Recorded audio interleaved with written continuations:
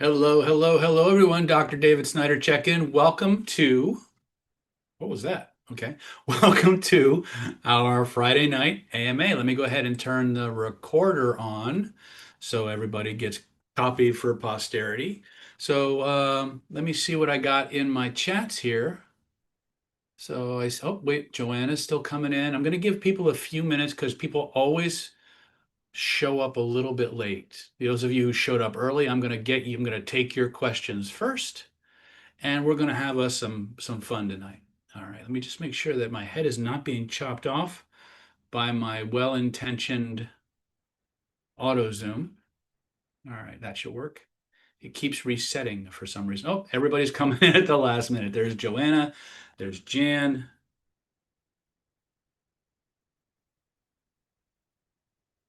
Jan, did I miss anybody? I don't think so. I got Lisa, I got Susan, I got Delilah. Joanna's still coming in. While that is happening, let's go ahead and I'm going to go to Brady Bunch mode here, um, just so I can see everybody's wonderful, happy faces. All right, let's start with Delilah. Delilah, what is your question today? By the way, I see all you guys out in YouTube land, and I promise you that I will read your questions. I will try to answer the questions in the order in which I receive them. Oh, they're all coming in on YouTube now. All right, Delilah, do you have a question? Go ahead and unmute and give me your question. Oh, admit all. I don't have a question for you, David. I might later, but right Okay. now I just want to hear everything that you have to say. Okay. Have you been a member of Planet David for very long? Um, yeah, long enough to know that you are far and above everybody else in your category. Thank you so much. I appreciate you. And if something pops up, by all means, just raise your hand. I usually cycle through, I usually do questions on a so the people who lined up for, like, you've been waiting for a while. I know I've been watching you like bop from YouTube to the chat room. And I was like, oh, she's really excited. But I always try to, the order that people get into the chats is usually the order in which I ask the questions. Because I create a list, then we go through the list, and then if there's time left, I'll start at the top of the list and I'll go through the list two or three times. And then when we're like the last 10, 15 minutes or so, I'll just say open forum, raise your hand if you got a question. Okay? Thank you. Thank you very much. Yep, yep, yep. All right, those of you out in YouTube land, if you don't have the link, there is the link. I did actually make this one public to celebrate the 4th of July. So for those of you who are watching me in the YouTube channel, if you want to come in and talk actually through voice and face to face, you're invited to do that. I believe I posted the link to this particular AMA in the community tab, so you should be able to find that there. It should be the most recent one. Justice says my beard looks good. Yay. Mega Bunny Rabbit says, do you do any work in ultra depth states of hypnosis, ultra height, ultra depth, SDL, etc.? What are your thoughts on the state? Mega, I will answer that question in the order in which it was received. Right now, I've got three or four people ahead of you, but hold on to that. Keep asking the question because I actually have done some work with that, and I actually was trained by one of the guys who developed Ultra Height. So, Lisa Rodrigo, what is your question? Hi, David. No, Hey I there. don't have a question either. This is the first time I've sat in on the AMA question and answering, so I'm really excited to be here. Even though I've been with you for a couple of years, this is amazing. I can't wait to hear all the questions and answers. Oh, well, again, if something comes up, I mean, some people when they first, it's interesting is that what happens is a lot of times when people first show up, especially they've been following us on the channel for a number of years, like most of us have. Most of the people who follow us are not new. They've been around. Like Christine Sutton here, she's been around since the beginning of time.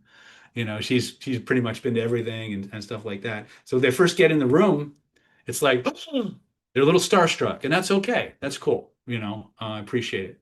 All right, let's go to Laura Thompson, one of our pros, one of our veterans. Laura, what do you got? I don't really think I have very much right at the moment, but that doesn't mean that as the time goes on tonight that something won't. Well, we're off to a rolling start today. Well, like you posted this like an hour ago too. Susan Miller, talk to me. An hour ago. She just told me about it 3 minutes ago. Uh, give me a minute. All right. We'll go to Jan. Hi, Jan, David. hey there. Please forgive me. I don't have camera tonight. I always think people should be on camera. So This is Jan Bravo, right? it is. I can recognize your voice. Oh my God. I really miss, I haven't been for a couple years to conferences. I'm looking forward to coming back and you'll see me again. You haven't Awesome. gotten rid of me. We missed you at Internal Power this year. I'm sorry, I had to be elsewhere. I understand. But anyway, I've just gone back to reviewing some of the courses. I have so many courses. I've gone back to reviewing some of your courses and really enjoying it. Now, outside of that, I just saw this email about 3 hours ago. So I haven't formed a question, but I'm anxious to listen to your answers to people's Sounds questions. like a plan. Sounds like a plan. Christine. Christine Sutton, you with us?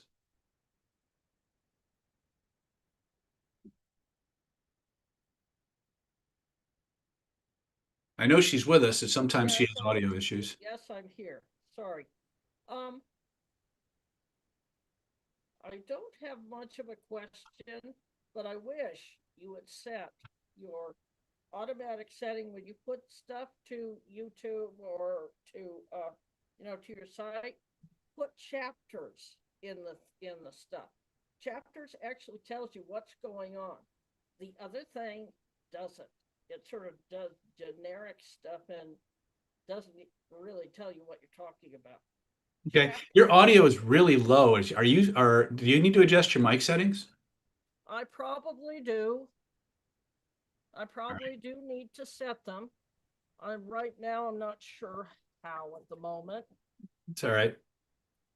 but I will see what I can do about chaptering. I thought that was automatically set, but apparently it isn't. So yeah, set chapters as an automatic setting, because every so often you find it in a couple, not in the paid YouTube, but the unpaid. Sometimes you find it there, but otherwise it's not.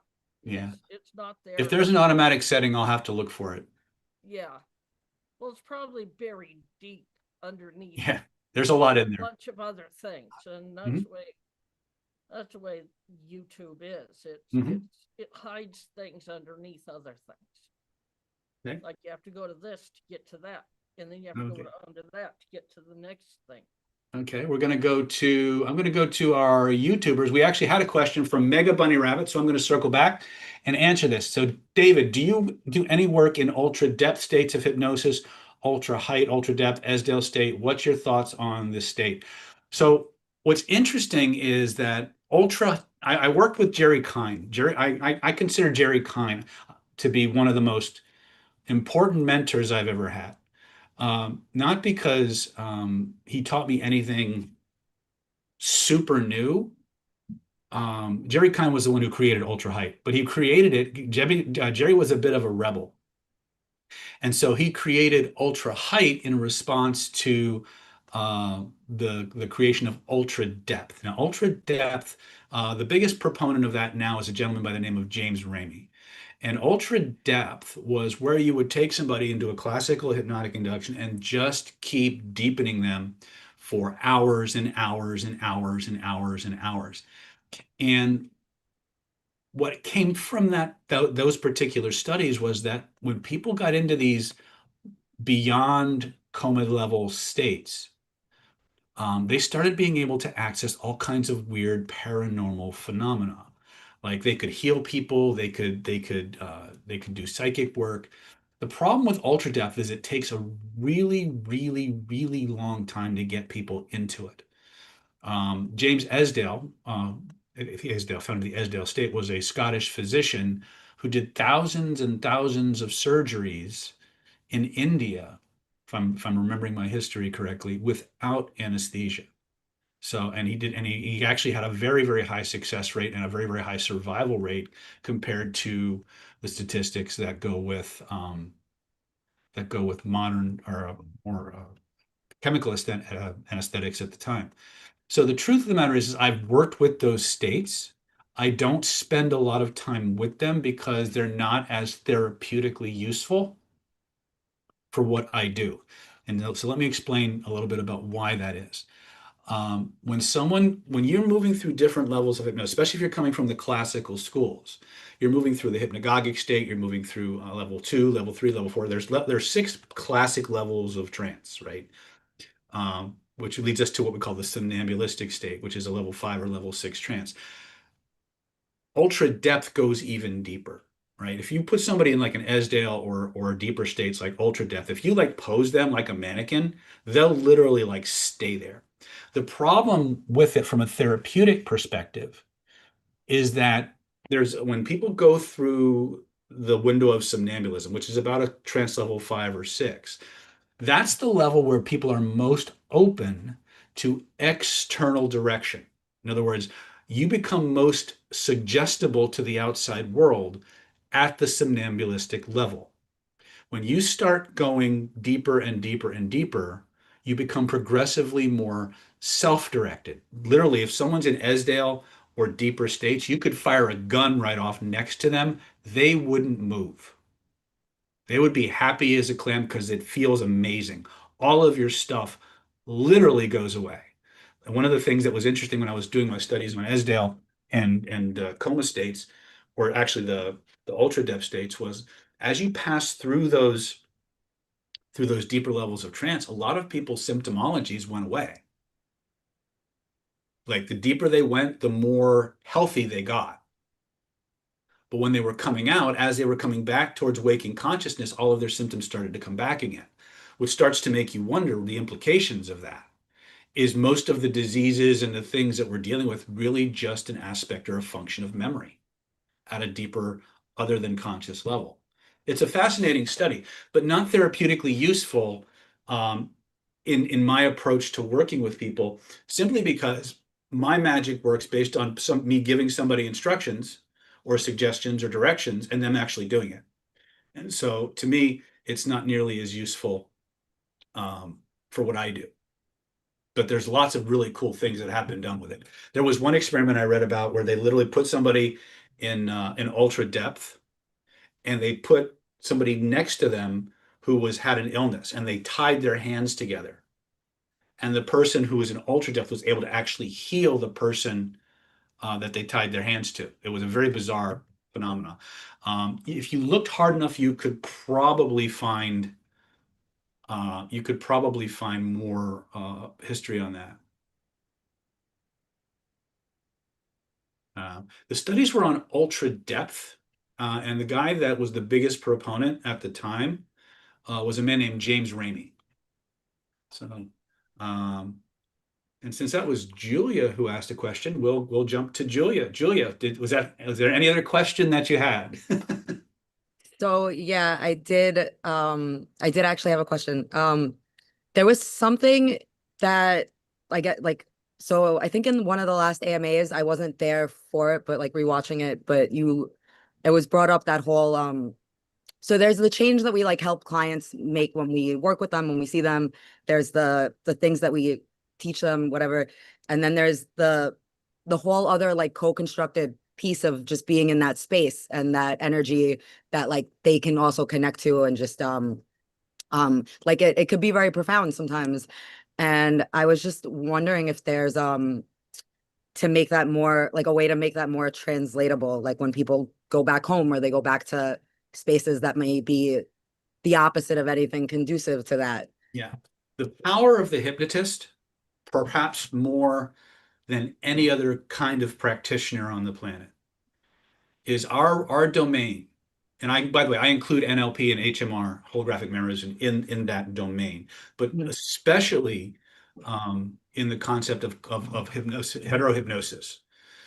Our domain is giving direct instructions to the unconscious mind. Now, the challenge with that is that many times what seems like the most linear path to giving an instruction to the unconscious mind isn't, because people have different filters in place. But from a profiling and behavioral perspective, the more we as a hypnotist know about the environment the person is going to be operating in, the more we can inoculate the subconscious mind from those phenomena. So if we know a person is going into a hostile environment where they're not getting a lot of approval, they're not getting a lot of validation, they're not getting a lot of support for what they want to do with their life. Well, we can go in and we can give direct suggestions to bolster their ego, bolster their self-esteem, to translate any attempt at belittling you into an attempt, something that only builds you more strongly. So we can suggest directly for that, right? That is the superpower that all good hypnotists really have, as long as they understand how to talk to that person's subconscious mind in a way that that person will accept the suggestions. Now, that being said, inoculation does not create immunization, right?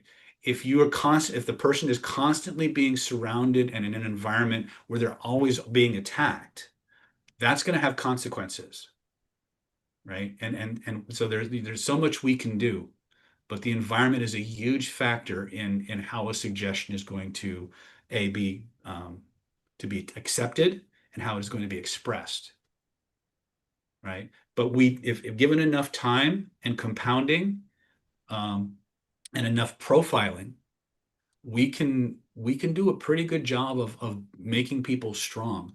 But the environment, one of the things that all of my teachers in every place, from the spiritual side of my walk to the environmental side to the behavioral influence side, all said the same thing. Your environment and your friends are stronger than your will. Your environment and your friends are stronger than your will. The things you're exposed to day to day to day, whether they're passive or active, are going to be the biggest factors in how you evolve. And this is why we have to keep saying the one thing that most people simultaneously want to hear and don't want to hear. And that is, you must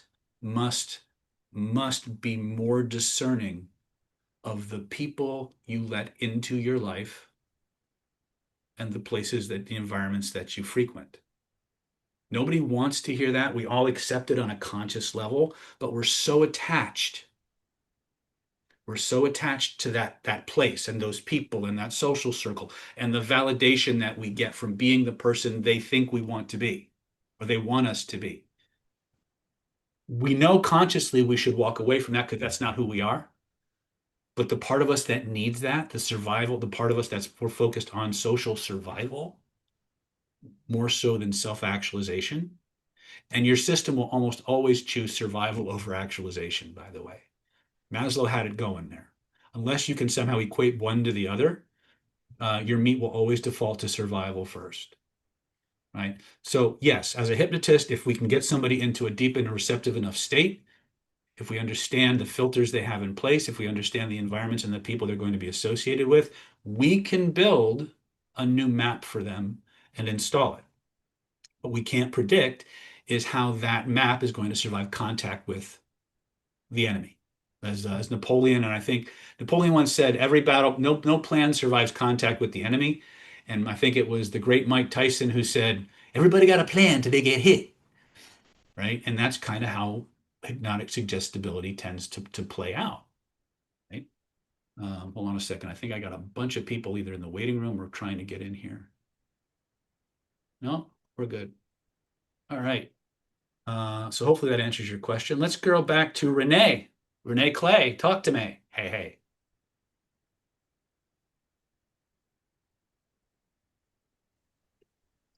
Hello.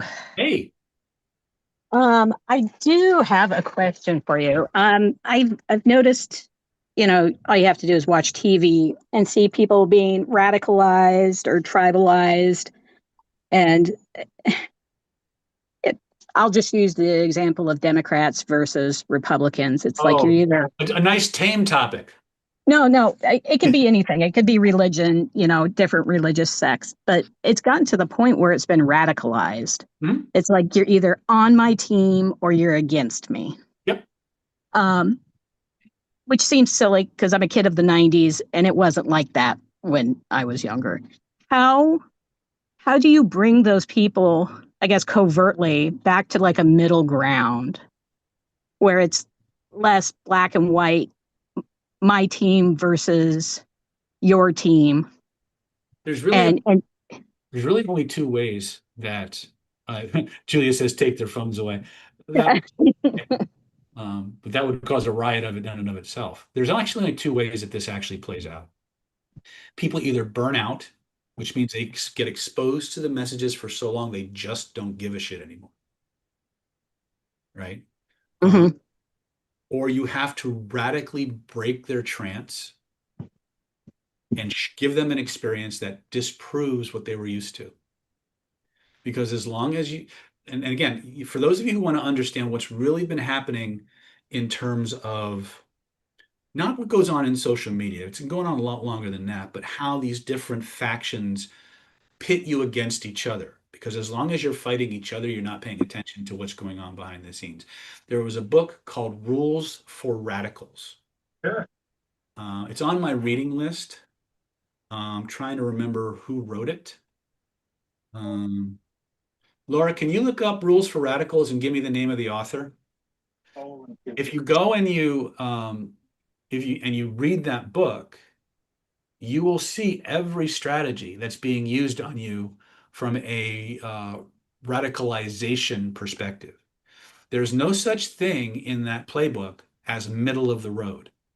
It's either black or it's white. You're either with us or against us, right? And then they'll talk about co-opting people who have grievances at the same enemy but have different gripes, like different problems, and bringing them together. There's a whole strategy, a whole playbook to this. But the bottom line is, as long as they can get you emotional, then your higher centers shut off, your thinking processes and your behavioral filters become very predictable. And as long as they keep feeding that machine, you'll follow that, right? Read the books by Edward Bernays, especially the book Propaganda, Crystallizing Public Opinion. These are all books that will show you where the roots of this kind of control and this kind of influence actually start, right? But the truth is that once somebody has been radicalized, they either have to burn out or their pattern has to be so completely disrupted that there's room for something else. Saul Alinsky, thank you, Laura. That there's room for something else to take place. For example, when my 16-year-old, when she was in elementary school, she was going to a private school and she was as woke as the day is long. And I didn't try to stop her from being anything different, even though I didn't share a lot of those philosophies, right? But what happened was over time, she got such a face full of the bad behaviors and the hypocrisies and the control issues and all the other things that that went along with that she just flipped. She realized it got to the point, the behaviors and the things that people were promoting. They kept going to extreme to extreme to extreme, and that's directly from the Alinsky playbook, right? The more you get an inch, you take another foot. And so what happens is people on both sides just kept going to extremes to extremes to extremes, right? And the middle of the ground, the middle of the road, which is where most of us actually are, disappeared, right? So really what I've found is you just have to exhaust that energy. You have to exhaust them, or you have to create such a strong pattern interrupt that it breaks their trance and gives them a different experience that you can use to build on. Okay? Because if you just play into their emotion, that trance is only going to get stronger. The emotional trances that are fought, the rationalizations that are fought, only become stronger. And so you have to find a back door or you have to exhaust it. Okay. Yeah, it just seems like it's such a rampage now. It's like you can't even talk to them without them having a meltdown. And I'm just like, how do I find a middle ground? You don't try. Yeah. You don't try because they're not what people in that state are not looking for, they're not looking for rational discourse. They're not looking for a discussion. What they're looking for is something called confirmation bias. They're looking for a sign that what they already believe is true. Okay, that's all social media is confirmation bias. They're feeding you what you already believe, right? Either positively or negatively. So you keep clicking. The more you click, the more they know what sets you off, the more they give you, right? Because the whole job behind social media is what? Clicks, eyes, your attention, right? The fastest way to break it is to break their attention and take it away. Okay?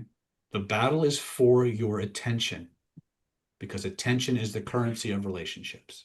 Once they've got your attention, the next step is your emotions. Once they've got your emotions, it's hard to work your way back. Okay? So I like to consider our particular channel a group of free thinkers. I call us the uncult, right? We understand cult tactics enough that we can actually engage in evaluating the not just the message we're receiving, but the format that we're receiving that message, so that we can actually make an informed, educated decision as to whether to allow that stuff to influence us in the way it wants to, or the way that we believe we should be influenced. So, take that for what it's worth, but it's a tough road. Because of my spiritual training and things like that, I let people believe what they want to believe. Right? Because if you haven't heard me say this, I'll say it now. My belief is that all belief systems are bullshit.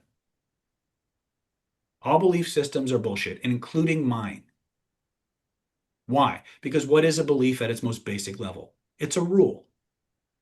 It's a decision about the way the world is or is supposed to be based on your life experience, the information you had at the time, and the emotions you were feeling. That's all a belief is, right?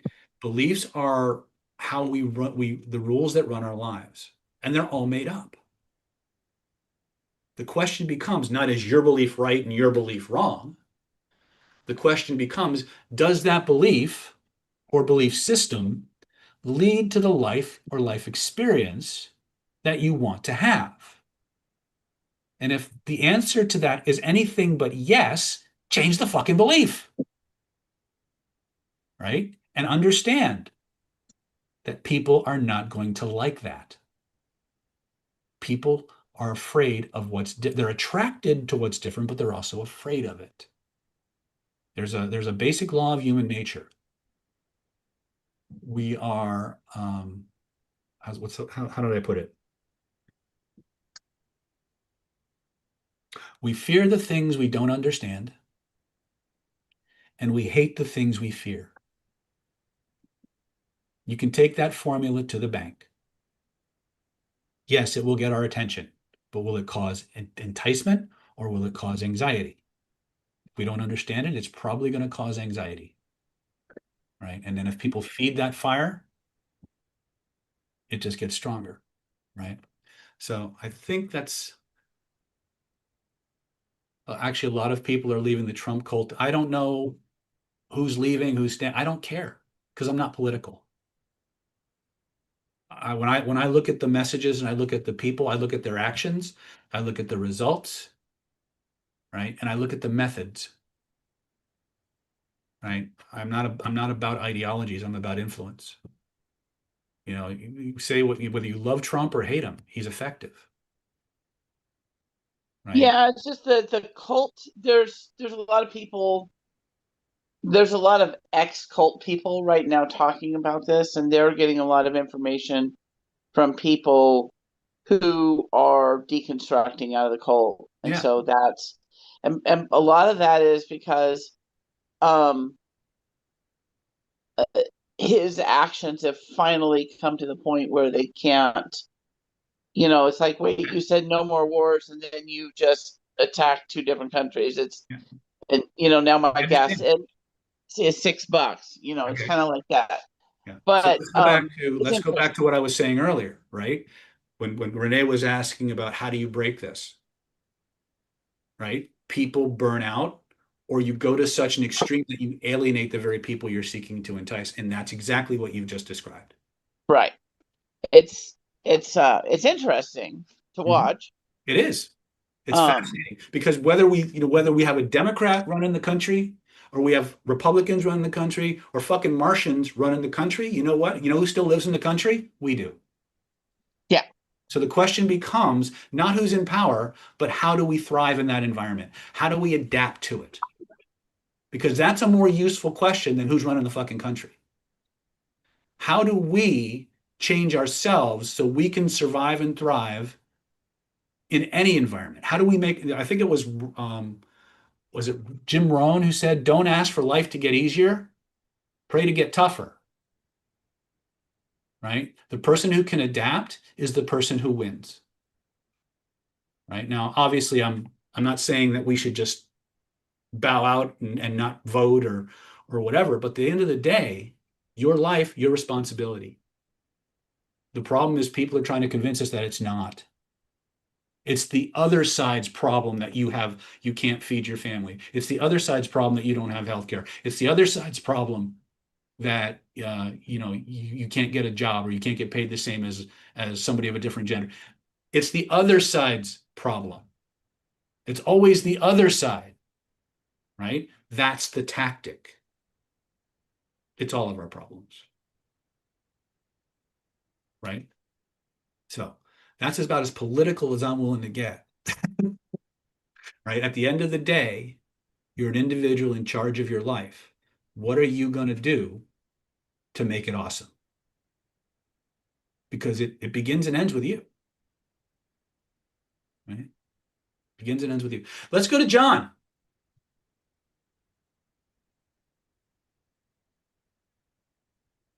John Volpe, are you with us?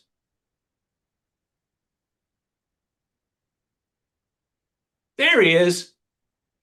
You want to unmute for us, buddy?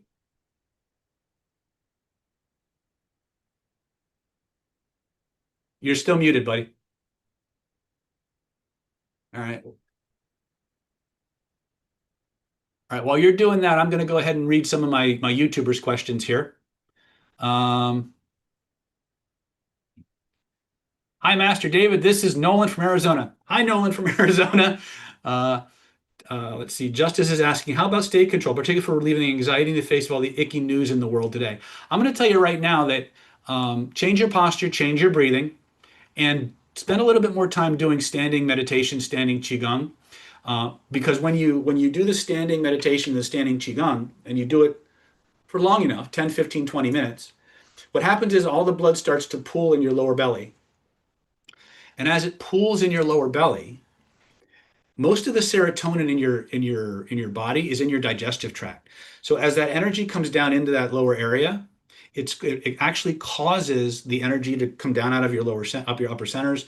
It will calm you down and keep and sedate your centers, but it will also trigger a release of serotonin into your intestines and your digestive tract, and it'll make you feel safer. So just standing 15, 20 minutes in quiet meditation, not sitting meditation, but standing meditation, will help you to start to kind of melt and dissolve that. So change your posture, change your breathing, and then do a 10 to 15 or 20 minute standing meditation. Just stand for as long as it feels good. And if you don't understand what standing meditation might look like, you can access things like Wu Chi meditation or standing like a steak meditation. I have like 27 different standing practices that I have in my repertoire. But those are the things that I have found over and over and over again will actually cause a physiological shift in your body that will alleviate anxiety. Because I have actually suffered with anxiety most of my life. I know I don't come across that way, but a lot of my intestinal stuff triggers the symptoms of anxiety. And I have found over and over again that going back and doing those meditations in a very short amount of time releases that serotonin, and everything becomes very, very tranquil. So I would recommend you start there. Hypnosis will help too, right? But some of us don't want to, don't have 30 minutes here, 20 minutes there. But if you change your posture, change your breathing, holding it for as little as 2 minutes, you'll trigger you'll flip a switch in your neurology that will cause you to feel more calm, assertive, and in control. We'll go to Mega Bunny, and then we'll go back to our folks here in Zoom. Mega Bunny Rabbit says, you have great products on identity, but where I get caught up isn't the idea of identity an illusion? Isn't who we are the unconscious spirit, prana, chi, God, etc., not what we do or our job, etc.? Great idea. Here's the problem. You're a spiritual being in a physical body, right? And so what happens is when you take on a physical form, your neurology doesn't know how to cope. And so what happens is your spirit body begins to create what we call ego extensions or acquired personalities. These are think of them like little AIs in your unconscious mind that turn on and off in certain situations. You have the good son or daughter AI, you have the good husband or wife AI, you have the mother AI, you have the naughty person AI, you have the lover AI. You have all these different versions of you that you've created that turn on and off in specific contexts and environments. They're all manufactured. They are not the real you. The problem is that the vast majority of the identity states that we're moving around through the world in, we didn't consciously create. They were created unconsciously to fulfill a role, serve a purpose, or protect us from something. But they're not who we truly are. The problem with that becomes when the identities that we've created are not creating the life we want. Then it becomes necessary to go back to the drawing board and create or modify those ego structures so that we engage in the behaviors in this world that give us the life we want to have. All the while realizing that all they are constructs. They're suits of clothing, right? They're suits of clothing that you went to the store, that was all they had, so that's what you took. Maybe a few of them you bought a pattern and you made them by hand. If you're a hypnotist or you do any kind of self-hypnosis work and you want to change your personas, change your identities, that's what you're doing, right? But at the end of the day, you are a spirit being, a soul in a physical body, and the rules here are different from where you come from. To survive in this place, in this time, in this body, you needed to create different versions of yourself that you show to the world that allow you to move through the world and get the things you want and avoid the things you don't. The problem when we forget who we really are and start believing that those are all we are. And that's where most people are. They're in this place where they've identified with the constructs they've created. The programmer has forgotten that they're the programmer and is now believes it's the program. And so we need to find a way to go back to metacognition, or looking at those identity states that we move through the world in from a higher level and changing them based on what we want to achieve, right? So yes, all identities are constructs, but they're useful constructs.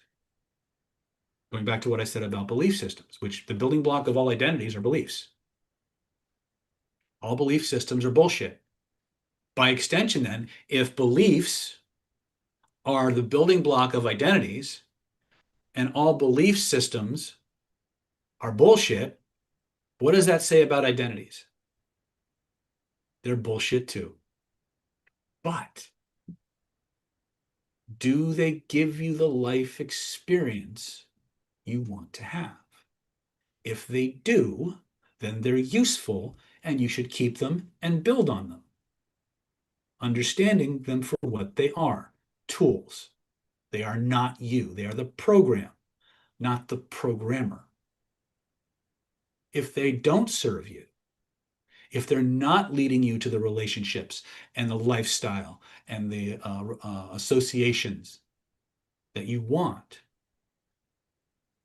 change them to something else.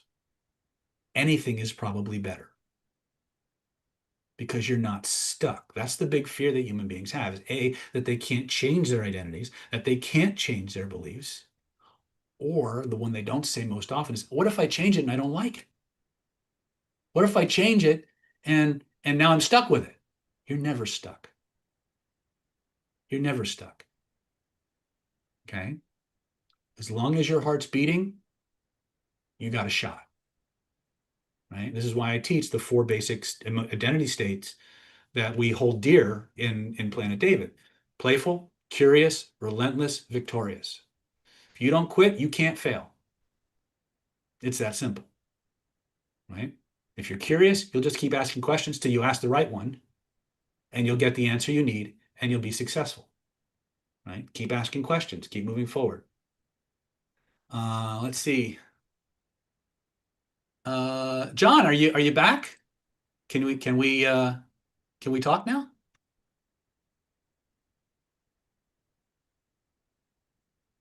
And he's gone again. No, I see his fingers. All right, John, well, if you manage to get your thing unmuted, you just let me know and I'll just interrupt. Let's go to Namisha.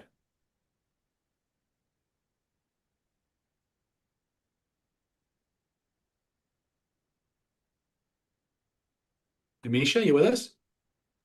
Hi, David. Yes, I Hey. am. Thank you. This is really good information. I wanted to know how did those four states come about? Was that part of a research, or was that the most beneficial? It's a great question. A lot of people don't realize that I often go looking for gold and strike platinum or oil instead.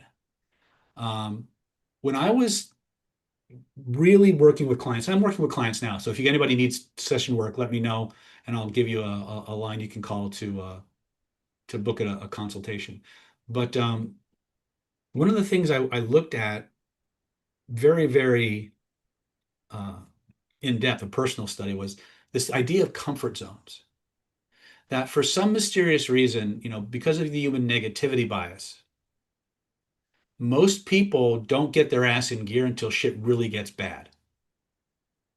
And they work and they work and they work and they hit that place where the pressure's off and they're comfortable. There's a whole lot further that they could go, but they're in that comfort zone. And so they stop till things get bad again. And then they work their ass off to get, and they can stop and they drop. And so I started to look at that pattern over and over and over again in my clients, in the students that I had. And I was like, and in myself, actually. And I was like, if the old saying, if comfort zones are wonderful places, but nothing ever grows there. And that's true. Human beings need stress. We need pressure. We need things to be not quite right in order to motivate us to take it to the next level. And it's not an indictment on human nature. It's how we evolved. Negative shit gets the meat moving. Good shit makes us want to stop and smell the roses. And that was the big problem I was wrestling with, is that, okay, if I'm moving people into these happy states, and I know that once they hit happy, they're going to stop, that's a problem because people want to keep going. So I asked a different question. I asked myself, well, are there any states that inspire people or make people that are good, that are positive, that make people want to take action, to want to keep going? And the ones I came up with were playfulness. When you're playing, do you want to stop? You want to keep No. playing, right? When you're curious about something, you get driven to just learn more and more and more and more, right? When you win, there's a tendency. A lot of us want to stop and smell the roses, but a lot of us we want to keep winning, right? So the two big ones that I came up with were playful and curious. But then I looked at all these other things that people needed. Then the sense of victory and the sense of triumph came about through my understanding of the effects of that particular emotional state on the human body and the work of Amy Cuddy. And so I originally came up with 3 basic states that I thought were absolutely critical to moving forward, that were positive, that we could start to develop and embody as our default states. But then I looked at people who were absolutely successful, like no matter what. They weren't happy. They weren't always happy. They weren't always curious. They weren't always victorious. What they were was relentless. It didn't matter what got in their way. It didn't matter what resources they did or didn't have. If they embodied relentlessness, they found a way to win. Doesn't matter how talented you are. Doesn't matter how smart you are. Gutters full. The overpasses are full of smart people. The gutters and the streets are full of homeless creative people, right? What makes the difference is we set our eyes on a target, we set our eyes on a goal, and we just don't quit.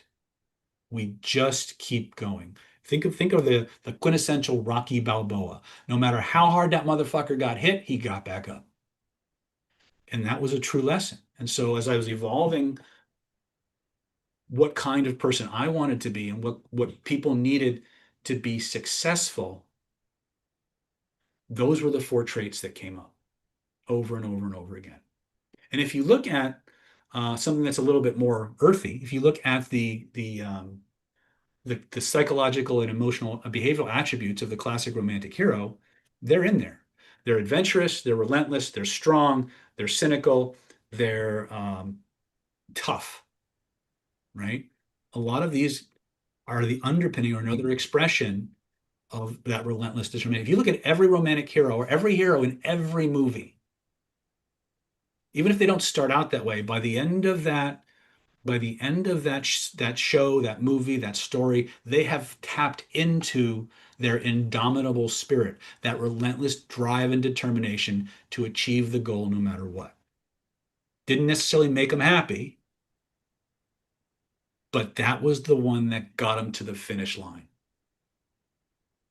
And that's the one we need to cultivate most, because that's the one that's been significantly and consistently undermined as a culture for us. Okay. So Julia's asking, wouldn't there have to be relentlessness with enough self-efficacy or relentlessness to override that? I'm not sure I understand the question, Julia. So like, wouldn't there have to be like at some point some either light at the end of the tunnel that the person can imagine, even if they don't see it, or some like Yes. somewhere like that belief in that they can actually get to where They they have to have a reason go? to want to go forward. They have to have a purpose, right? Sometimes Okay. that purpose is simply to just survive, to get through the day, but it's enough, right? Okay. Sometimes it's a vision that they have of a future, of a different future for themselves. I'm not here to judge the scope or the magnitude of the vision, but we do have to have one, right? If how many of you have read the book Beyond Belief by Nir Eyal? If you haven't, I'm going to highly recommend you read that book, especially when he talks about the concept of learned helplessness, which is what has been largely cultivated the past 10 or 20 years in this country that I can point my finger at. But it turns out that learned hopelessness isn't learned. It's the default state of creatures in the wild. Until something happens and they learn about hope. The moment somebody learns about hope, all of their resources multiply. Okay, it's a really cool thing. If you haven't read the book, it's really worth reading just to understand. If you take what he's talking about in his book and you apply our technologies to it, you got a 1-2 punch that's greater than the sum of the parts. It's really powerful when you combine them, but you need to understand them, what the science is saying. Okay. So yeah, that's how I got to the 4 states. Are there more? 100%. But are those the ones that I think if you had to pick 4, it's not love. Why? Because love can give you relentlessness, it can give you joy, it can give you all these things, but it's more the relentlessness is what's important. How you get there, that's up to you. But that's what you need to cultivate. Okay. And if you can wrap it in playfulness and curiosity and a sense of victory, of finding a way to win no matter what comes your way, how you think about it in a way that allows you to think of it as a win, then you're going to be far more resourced and a lot more successful long term than these one night these one hit wonders out there, right? Someone who goes viral for a minute and then you never hear from them again, right? So let's see here. Okay, so Daniel's asking me about read technique versus WZ interview. I haven't studied the WZ technique, so I can't really compare them. Let's go back to Namisha. Was that your question? The relentless curiosity thing?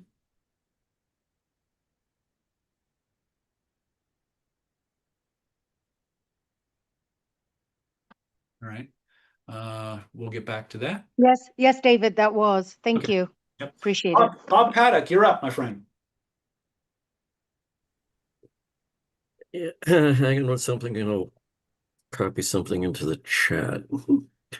A local medium wants to work with me with hypnosis. And yeah, I can just read what she says here. When we undergo hypnosis, are there other beings aware of this and our altered state of conscious? When I say other beings, I'm referring to guides, ascended masters, angels, star people. I mean, to me, the obvious answer to that is yes. In my mind, I can visualize a group of beings watching the process of hypnosis as the consciousness of the recipient travels outside the body. I don't know why the client of hypnosis is traveling outside the body. Can they see where it's going? I'm guessing there's an energy signature attached to the consciousness that can be followed. In essence, our hypnosis session is being watched by the unseen realms. Is this 100%. possible? 100%. If you believe in unseen realms, then yes, 100%. The thing you need to understand, again, I'm going to take off my neuroscience hat, put on my spiritual guru, mystical practitioner hat, and understand that one of the things you have to understand about non-corporeal entities is they can read everything about you. That's one of their you have that ability too, but because you're locked in a body, you don't have as fundamentally easy access to it. But anything in the non-physical world, beyond a certain level of evolution, can read you. They can see what's going on in your spirit body, your energy body, and they can use that information, right? So the good news is that not only you have all this wildlife out in the spiritual universe, the akasha, the ether, whatever you want to call it, that's paying attention. You also have guardians, angels, protectors, and all kinds of benevolent entities around you watching over you and making sure that nothing gets into your field that you can't deal with, if that makes any kind of sense, or karmically don't you have to deal with. They're largely in a observer mode unless you know how to activate them and talk to them. But the truth of the matter is anything you're doing with your mind can be perceived by entities at those higher frequencies or who are in harmony with the frequencies you're operating at, right? So the short answer, and you rightly get, is yes. Yes, when you're doing that stuff, the entities can perceive and some can interact. And so a lot of times, from a spiritual perspective, if you're going to be doing this kind of work, you need to seal the room. You need to create a divine space. You need to purify it so that only divinely inspired and servants of the divine are there and they're watching over you. Right? Now that's a little bit more spiritual than the secular classically trained hypnotists are willing to talk about, but they kind of blend into one another. If you've been a hypnotist for any length of time, weird shit is going to happen and you're going to get a face full of it. So yeah, hopefully that answers your question. It does, with the one exception, and yeah, obviously she's the only one who can answer this. Why does she think hypnosis is going to get her out of her body? Yeah. Oh, because a lot of people when they go into an altered state, they do what we call shedding out. They actually do leave. The energy necessary to maintain the conscious awareness dissipates and it expands and it dissolves back into the spirit body, which is why a lot of times you don't remember your dreams because it's shedding out. It can absolutely happen. It can absolutely happen. It doesn't happen for everyone by any stretch of imagination. And with our particular approaches, it doesn't happen nearly as often as in classical hypnosis because our processes are so active. But if I were to sit you in the chair and do a classical hypnotic induction and just keep deepening you and just using direct suggestions and very visual imagery and things of that nature, run you through multiple boundary effects where I pass one doorway, then another doorway, then another way, you would completely shut out. You would absolutely lose, you would have amnesia for the entire experience, which by the way is what people often confuse with being out of their body.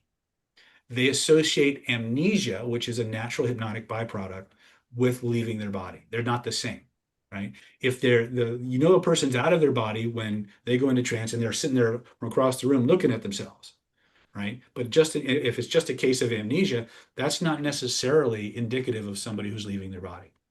It's just an aspect of hypnotic phenomenon. Okay, thank you. I have one other question that may indirectly be related to that. Okay. I just returned from 2 days in Lilydale taking a class on animal communication, how to communicate with animals.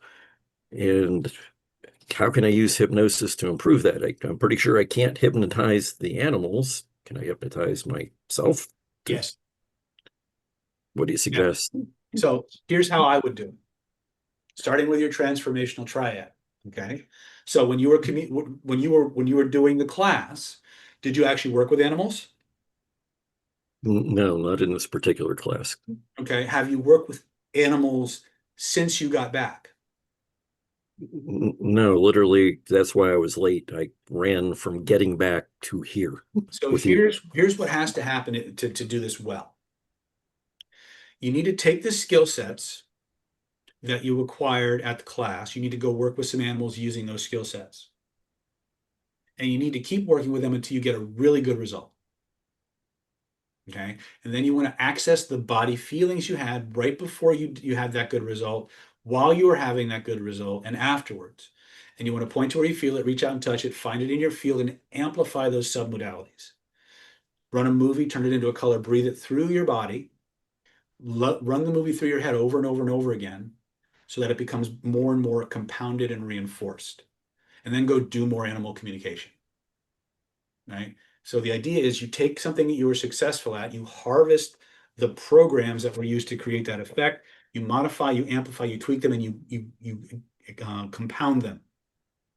And then you go do it again.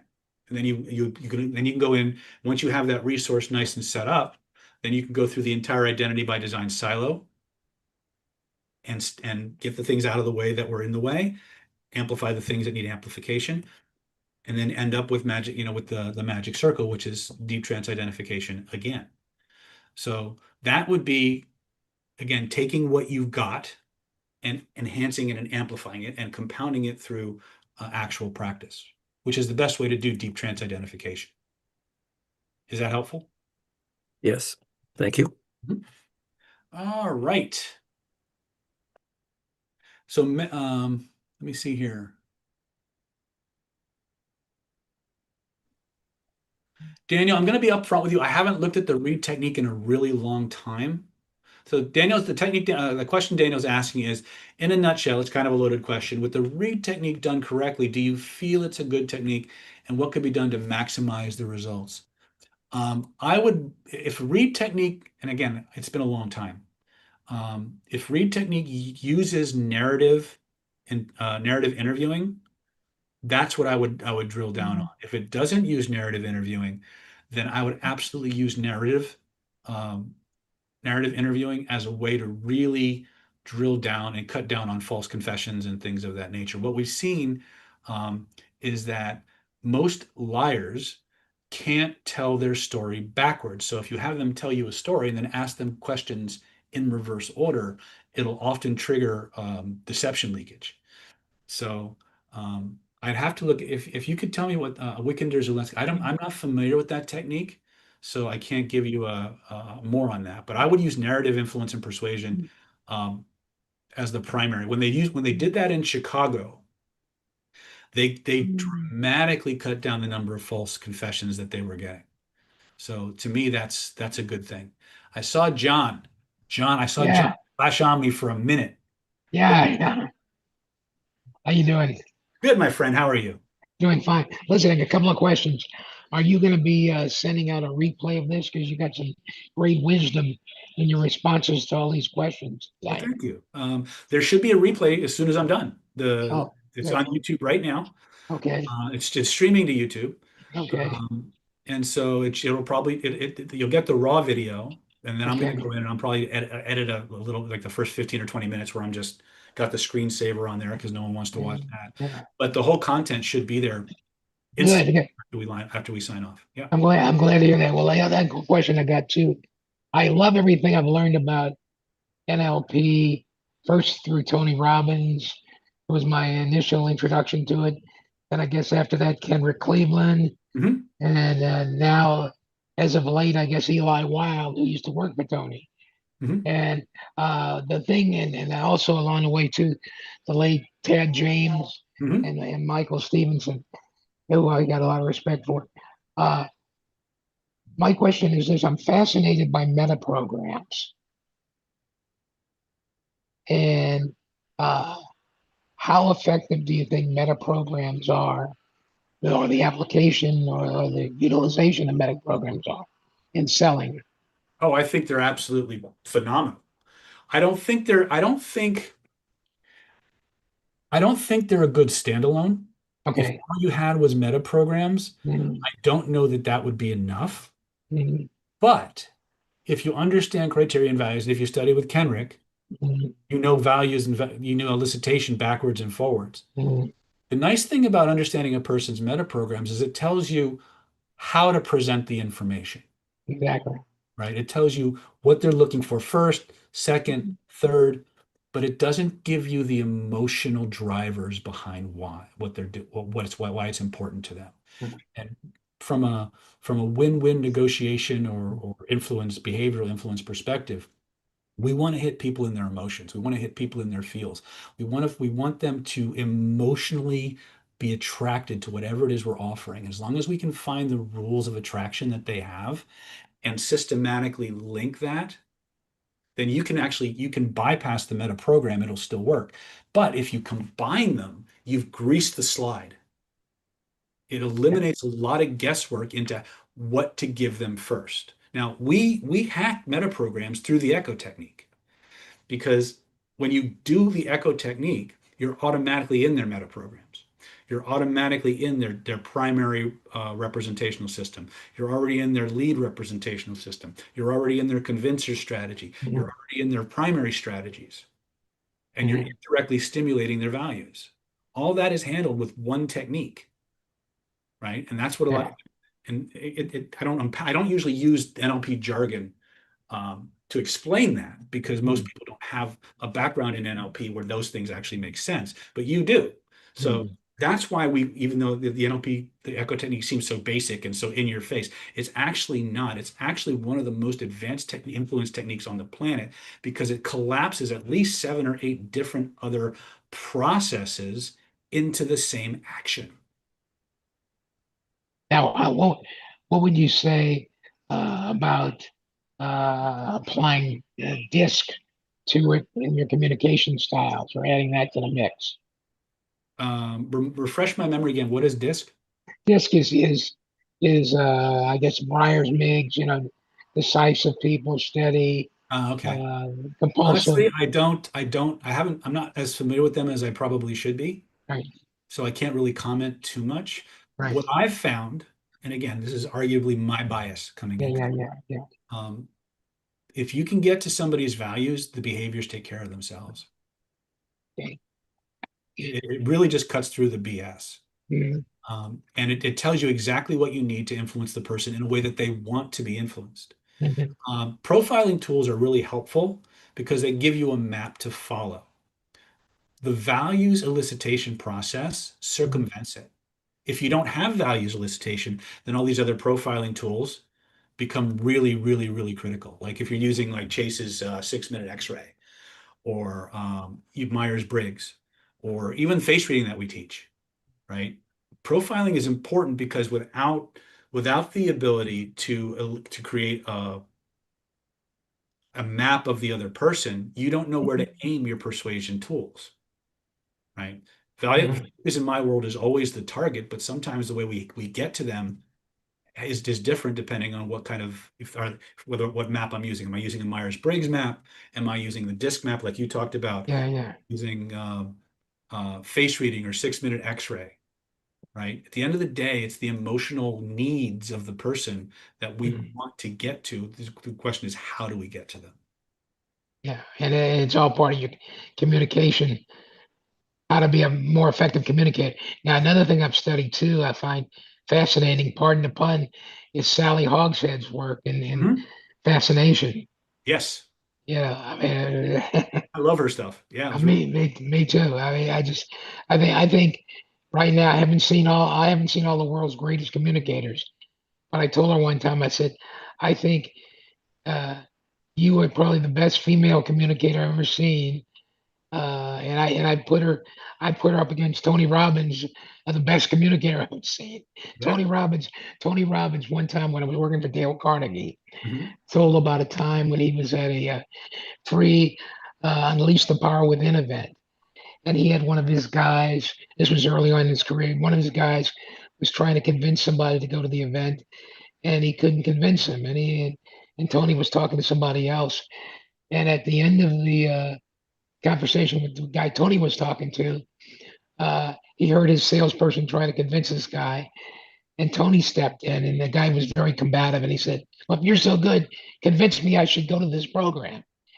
And Tony used a technique where he had already, using meta programs, had understood what the guy associated by necessity, loss, Mhm. and time. And Tony quietly said, "I can never convince you to do anything." And the guy just stood back. Yep. And he said, "What do you mean?" Yeah. "Well, you're the only one who knows who would lose if you didn't take advantage of this program and get all the rewards that you want to get." And they've been talking to the salespeople, have been talking to the guy for 5 minutes.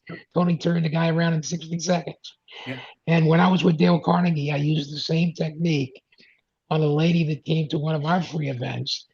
And she literally, on the first night of the free event, walked out. And I tried to reach her by phone, couldn't. So I wrote her a letter using that same technique. Next session, she not only showed up, but by the end of the program, won the top award in the program. That's great. Fantastic. Yeah. Right. All right, John. Thank So you. you're very welcome. Let me jump to YouTube real quick, and then we'll take a look here.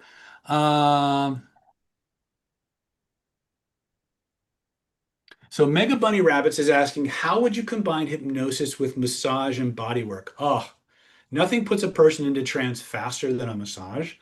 All you have to do is just riff hypnotic language and tell stories, and they will go into a profound hypnagogic state. Now, one of the things that really enhances the effect of hypnosis is that when a physical body is being touched, it releases a huge amount of oxytocin into a person's bloodstream and it affects their brain.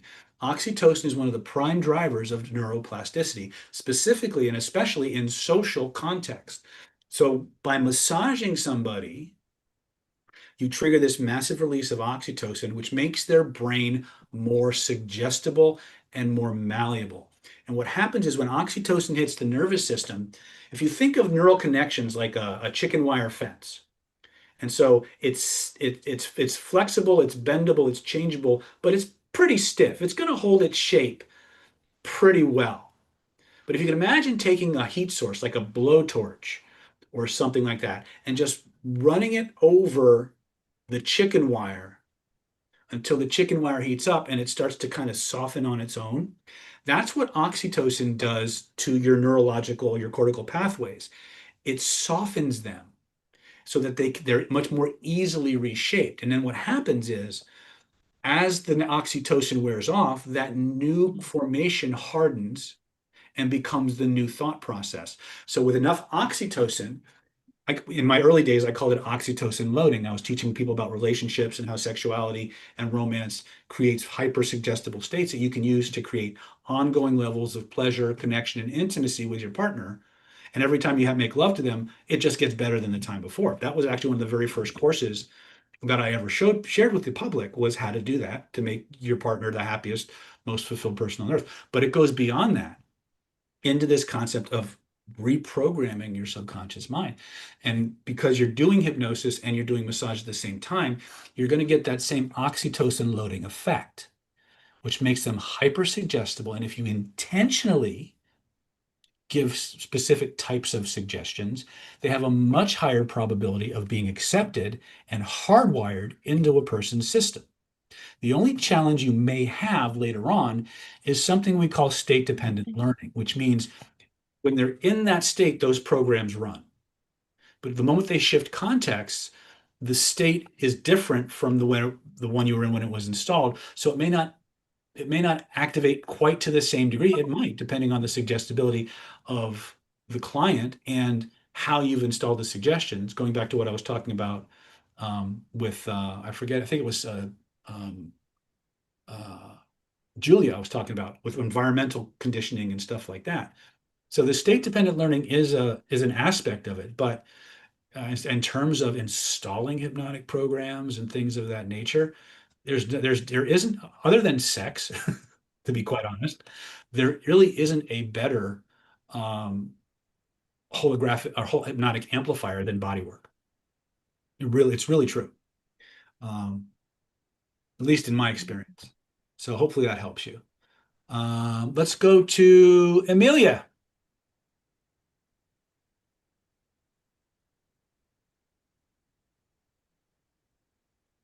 Hey. Hey. So, I mean, like, basically, if you're always working through shit, your whole life is like one big ego death. Because this last one I've been going through has been a fucking bitch. It's like we're going on like almost 2 years, and finally, shit's starting to turn, and the images I've been cycling are coming to fruition. So, how do I keep the vessel that I have all these images in that I've been cycling for quite a while? How do I make sure not to like once they've come to fruition, make them go away? You know what I mean? Because in my mind, there's this vessel with all these images. Do I just imagining like taking those out and putting new slides in? I would. Okay. Because Yeah. I don't want like I'm like on the brink to move and I want everything to go smooth. I don't want to like not demagnetize it, but like manifest it back out, you know? Mm-hmm. Yeah, one of the things that we need to understand is when we put something on our image cycling list, that doesn't mean it's going to be a smooth ride. Sometimes there's things we have to clear for that thing to come to us. And those are, we have to just embrace the suck, so to speak. But in terms of demanifesting something, there's two ways you can do it. You can either just take it off your list, change it to something else, or if that thing is in your life, leave it on your list and continue to cycle it. Because based on the wisdom of Bill Bankston, in order for you to manifest something after, in other words, the way it works is if you manifest something and you keep cycling it, in order for you to have it again, you have to lose it first. Yeah. So Bill would say, if you got something you want to get rid of it, keep it on your list and cycle it. The system will find a way to get rid of it. I don't know that I want to trust that. So I would just remove it from the list or decide what I want instead and put that on my list. Keep like building it up to the few next like so many steps forward. Yeah, just keep carrying past. Yeah. Yeah. Okay. Yeah, because it's been brutal, and I feel like finally there's a shift, and like I think I had to learn to just embrace the suck and just like be patient and like give some grace to time, you know. And I know nothing's like I can manifest crazy shit instantly, like $20 bill on the fucking sidewalk, no problem. But it's the bigger stuff that I'm like, okay, this is gonna be a long fucking ride, and it has been. But now things are finally changing, and it's gonna be a whole new chapter in my life, and I'm very excited. But I just want to fuck it up. Yeah. Just keep going. Remember, and again, to quote the great Robert Schuller, for those of you who remember him, tough times never last, but tough people do. Just keep going.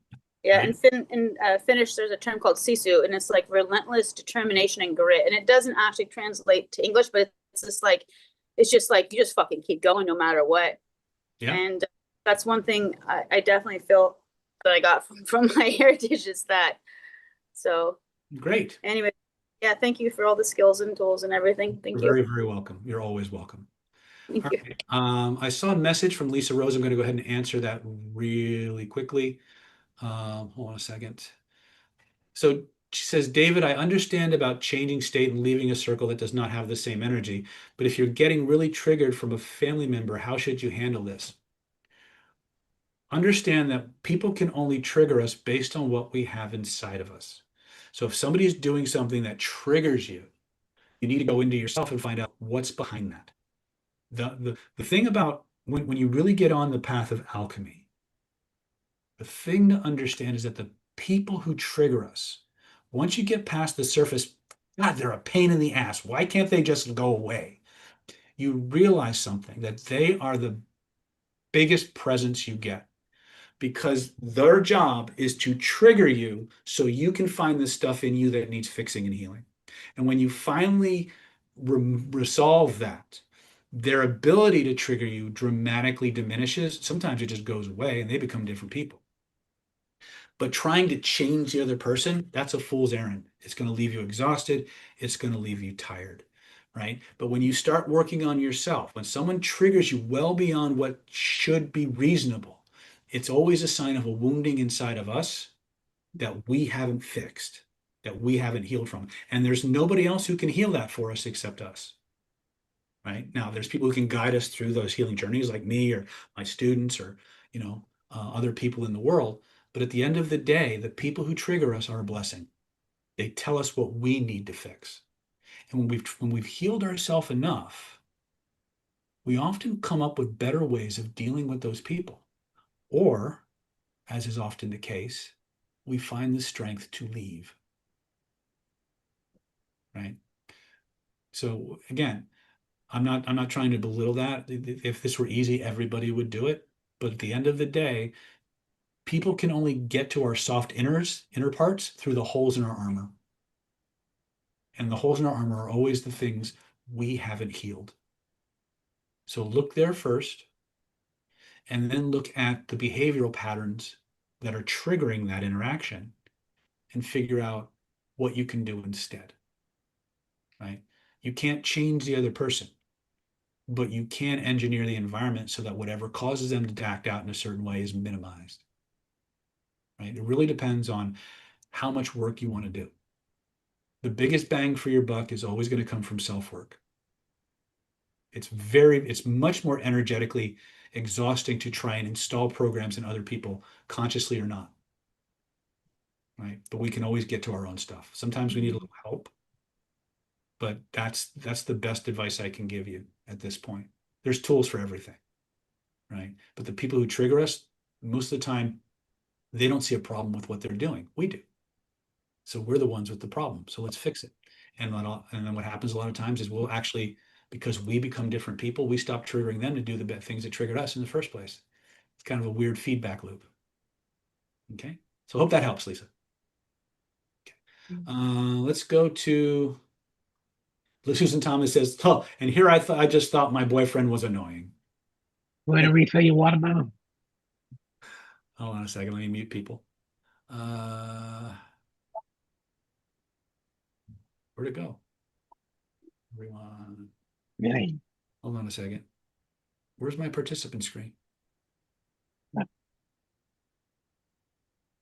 Wow. Oh, there it is. You guys enjoying the show so far? Type in the chat if you're enjoying the show. Cool. All right. Let's go to Naz.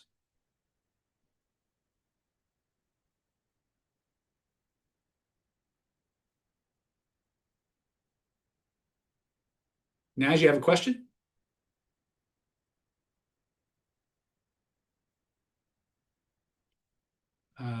There's T's got his hand up. So if Naz isn't answering, we'll go to T.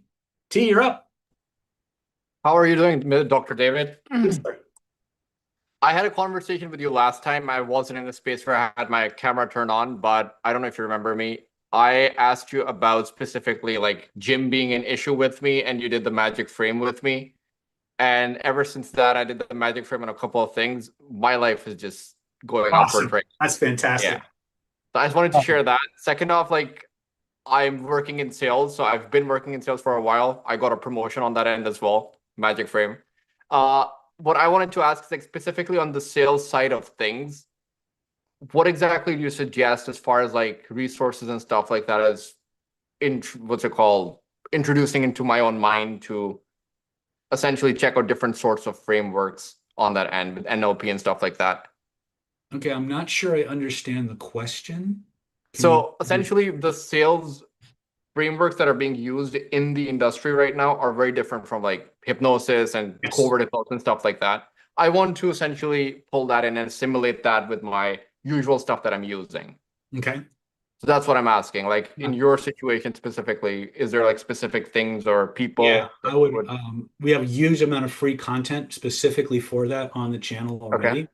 Okay. But if you were here when I was talking to John, one of the things that will really take your sales to like superstar levels is understanding what we in our world call the emotional bonding technique. So there's 4 techniques that we want you to really master, and they're so powerful, and we believe in them so much we give them away free to the public. Like we give them to everybody who joins the channel through our webinars and stuff like that, because they will change your life and they will move the needle. Now, there's whole systems behind those techniques that you can get even more powerful, but these are the ones that will start changing things right away. The first is the echo technique and the master echo formula. Okay. Most powerful words any person can hear at any given moment are the ones that just came out of their mouth. If you heard me talking to John before, I was kind of deconstructing that technique, and I was explaining how that one stupid little technique that we give away for free on every webinar actually collapses 7 to 8 other very advanced NLP techniques into one process that's easy to deploy in the real world in real time. And then it just gets stronger. Okay. The next is going to be the emotional bonding checklist.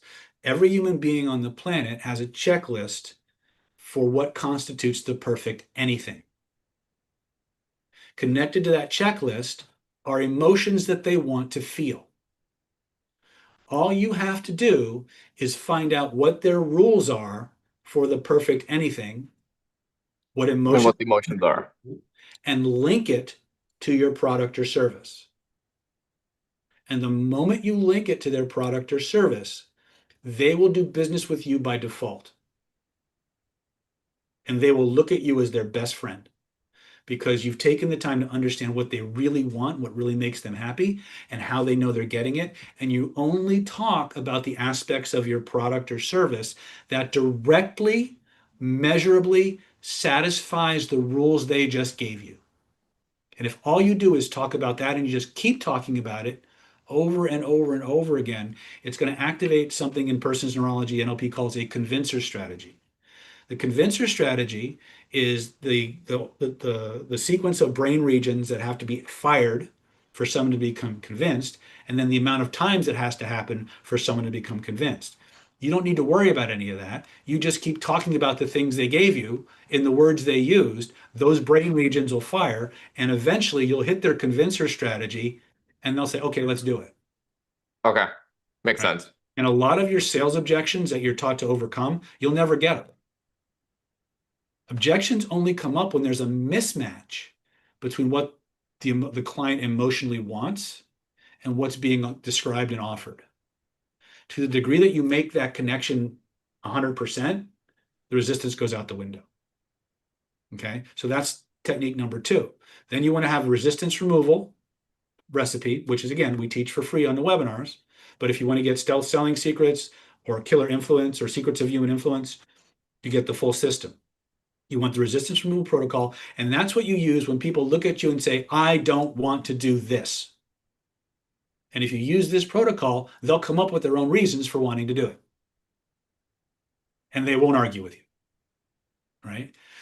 The last one is the 3 magic questions. 3 magic questions is what you use everywhere else, either right before the emotional bonding checklist, right before the resistance removal formula, when you're out on a date, when you're doing an interview, whether you're doing a sales call, when you're just getting to know someone and you want to create deep, heartfelt levels of connection, trust, and rapport bordering on love and liking, then you use the 3 magic questions protocol. And you can weave That's yeah, okay. But like the question that comes into my head with three magic questions is like I can't really ask a person like what are you passionate about on a call. Sure, you can, but you don't have to. You can say, well, I'm curious, what's important about X? And that's Okay. that's emotional bonding checklist, right? Someone says, hey, I'm interested in life insurance. Okay, great. I'm curious. Just so I understand you better, what's important about life insurance? What do you absolutely have to have? Boom. And you're into emotional bonding, right? It can be that linear, or you can take your time. You have these four tools that will keep their attention locked on you, deepening their rapport, and allows you to extract information that you can now use to create the perfect presentation for that person. And you never have to lie, cheat, steal, or mislead people in any way, shape, or form. Because what comes out of their mouth will be literally the exact things that they need to hear you say in order for them to want to go forward. The only time it becomes even remotely unethical is if they're asking for something that you can't or won't provide. Fair. And you try to convince them that you will. That's the only time you ever need to worry about crossing the ethics boundary, because you can make people do it. People are driven to satisfy their values to the detriment of everything else. So it's really important that you stay on the side of honor and ethics when you do this. And you'll never have to worry about looking over your shoulder. You'll never have to worry about refunds, as long as you can deliver what you're promising. And the level of loyalty that these processes create between you and the customer is almost unbreakable. It really, really becomes, it's a relationship. It's not a sell. It's not selling. It's relationship building. And so don't be surprised if these people start referring more and more people to you because of how you made them feel. Not just what you sold them, but the experience of having worked with you. That's what we're offering people. Does that help? Perfect. Okay. Absolutely. I'll go and check all of these out. I'll build my run through, and on the next Ask Me Anything, I'll show up and I'll tell you how well Yeah. I'm doing. For sure. And if you want, next Tuesday, we're doing a full Secrets of Human Influence webinar, I think. It's either Secrets of Human Influence or Weapons of Social Seduction.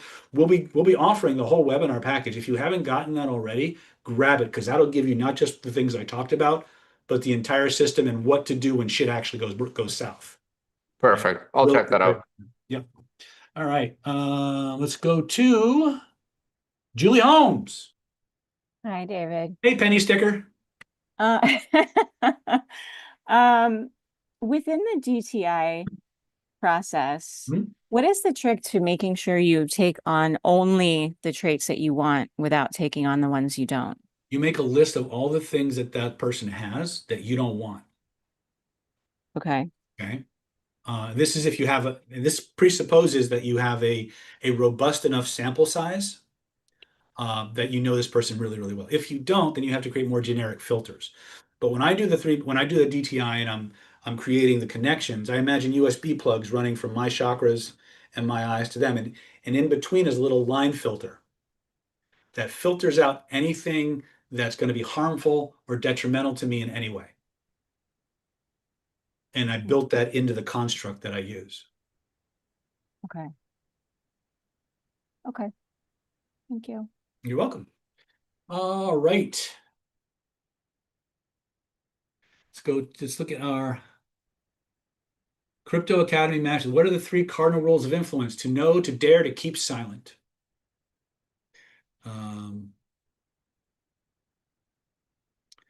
Let's see here. So Crypto's asking, one of your YouTube videos is titled 21 Words That Control the Mind, NLP Language Patterns for Influence. Is there a question there? I'll let you re-ask that question and I'll circle back. Top of the order, Delilah. I met a girl named Delilah. Hello, David, again. Hello, I just wanted to ask you a question about one of the first questions that you got.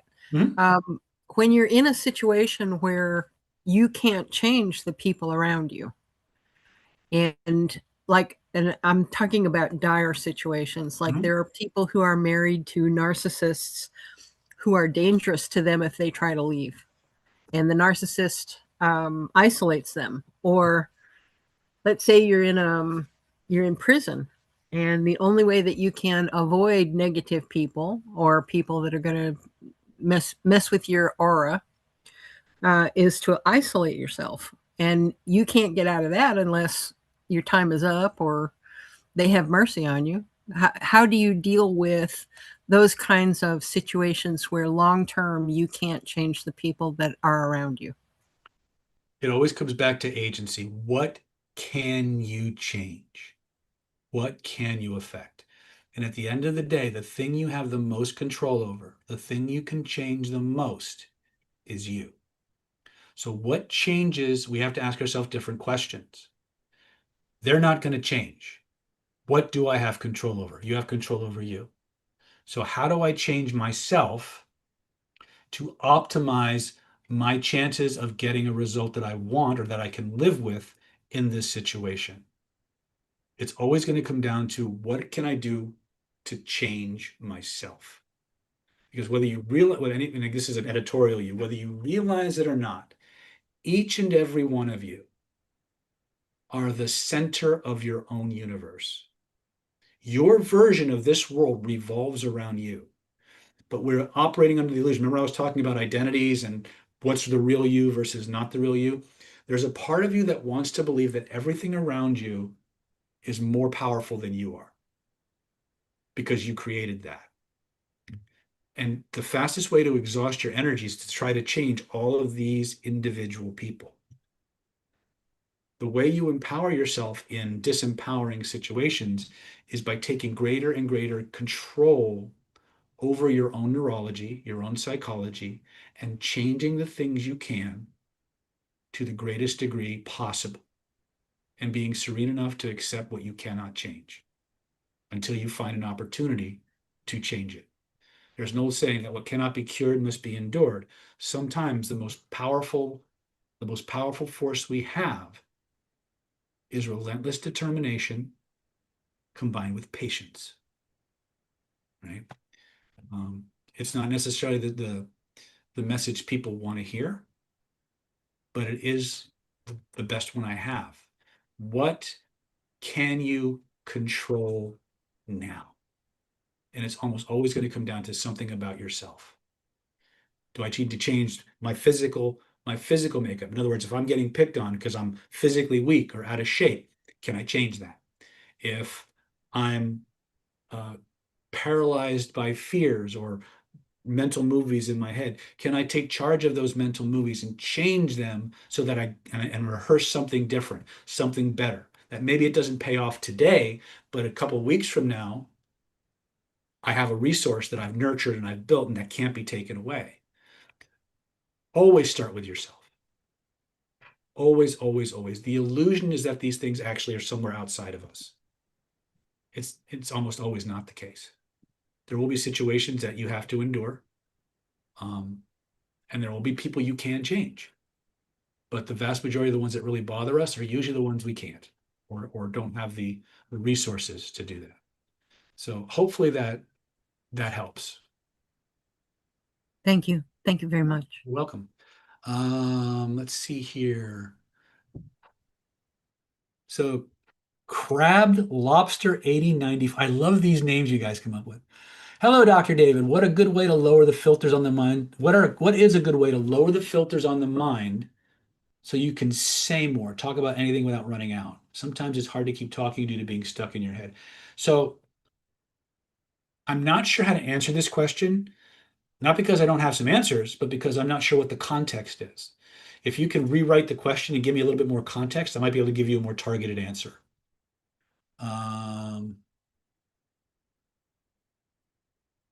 Okay. Okay. Wait, Mega Bunny's asking, what products do you have or recommend for hypnotic storytelling? I would start with CPI-2, which is Weapons of Mass Instruction. And it is all about the neuroscience of storytelling and narrative persuasion.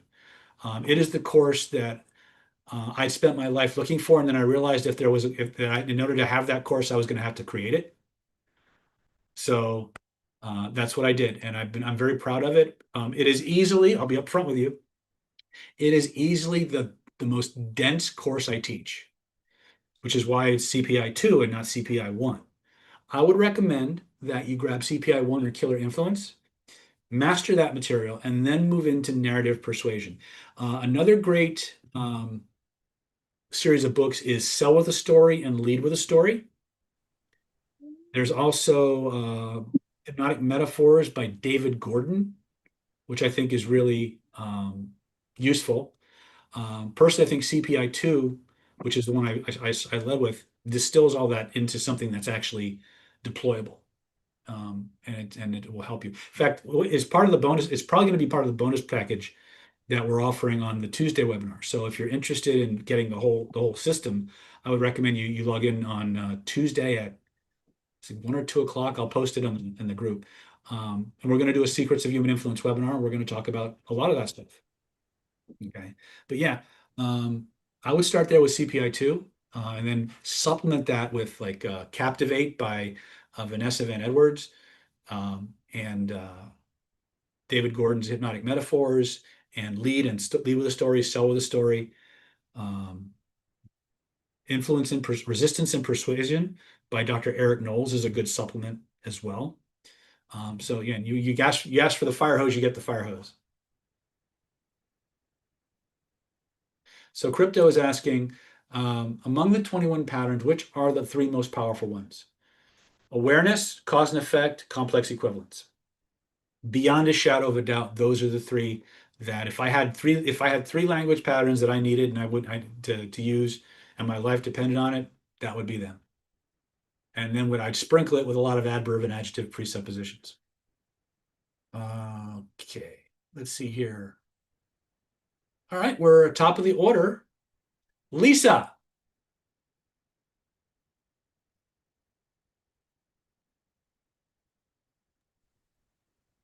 Me? Yes, you.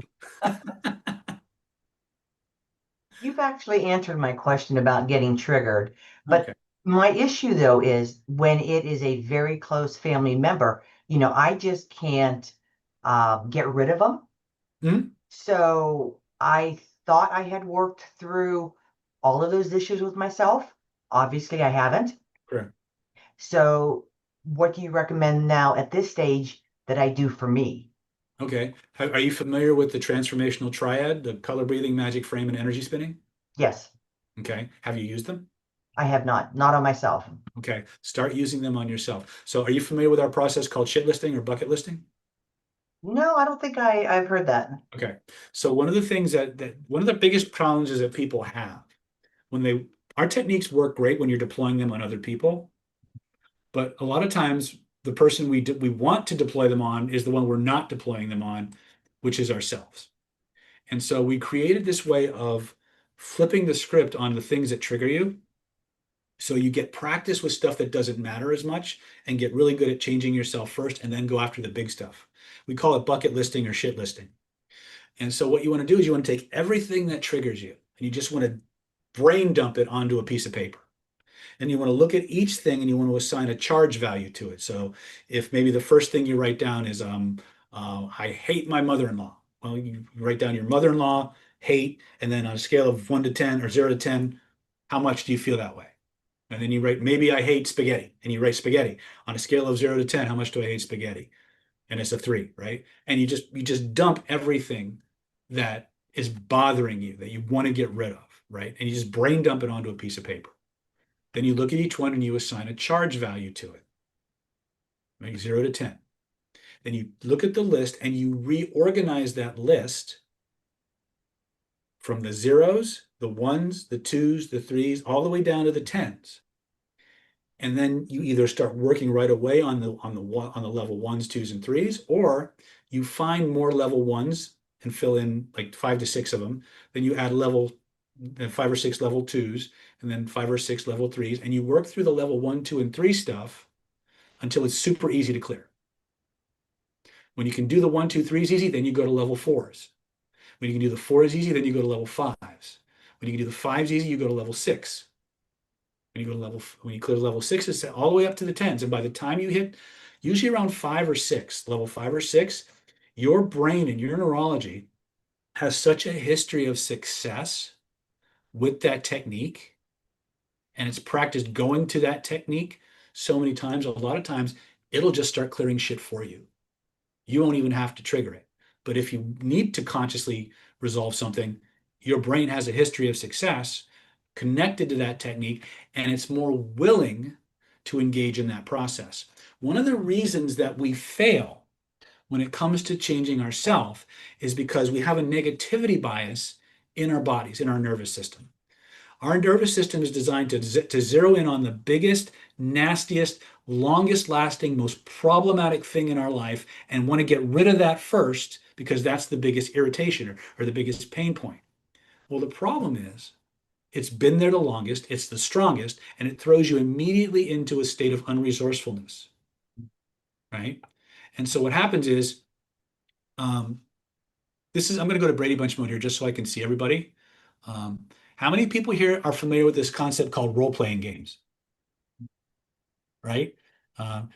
Lisa, you look like you're close to my age, so you probably remember doing Dungeons and Dragons on the tables instead of online, right? But one of the things that you, whether you were doing table games or whether you're doing computer games, is you join this game, you create a character, right? And you go into this imaginary world, and you have a level 1 character. And in order to level up, you have to go kill stuff, but you can't kill stuff that's level 10. You're not good enough. It'll just trash you, right? So you go and you kill a level 1 monster and you get some experience points. And you kill another level 1 monster, you get more experience points, and you keep leveling 1 monsters until you get enough experience points to what? You go to level 2. Now you go kill level 2 monsters till you can go to level 3. Same exact idea. That's how you work on that's how you train yourself to work on yourself. If you have someone like me or Laura or Bob or Susan or Julie or Jan or Namisha or any of the people who've gone through certification, Christine, certification, you don't need to do this because you have somebody to do the driving for you.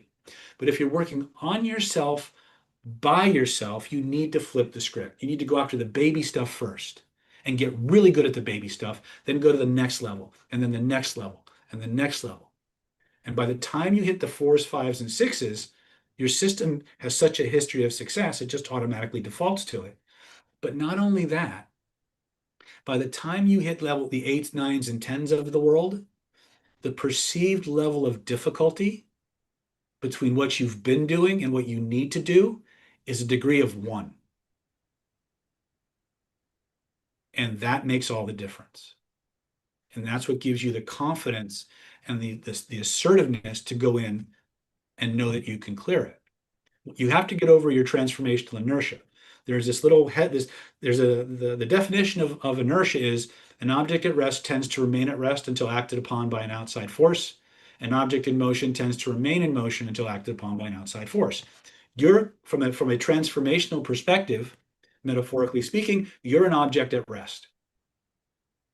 You're going to need a little bit of juice to get the system moving, which usually takes about 2 or 3 reps of one of these techniques. And then you're going to start clearing shit, and it's going to get, each one is going to get easier and faster and faster and faster, and you're not going to want to stop. That's transformational inertia the other way, right? And so you have to learn how to start and you have to learn how to stop. But the process, what you do in the middle is where all the magic really happens, right? And that's how you train yourself to do that. Okay, does that help? Yes, thank you. Mm-hmm. All right, let's jump back to Naz. I called on her earlier, but she had disappeared on me.